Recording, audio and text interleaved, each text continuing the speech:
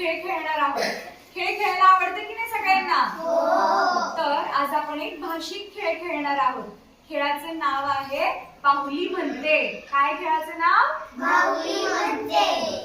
आता इथं तुम्हाला एक बाहुली दिसते, बरोबर? सगळे खेळतात का बाहुली सोबत?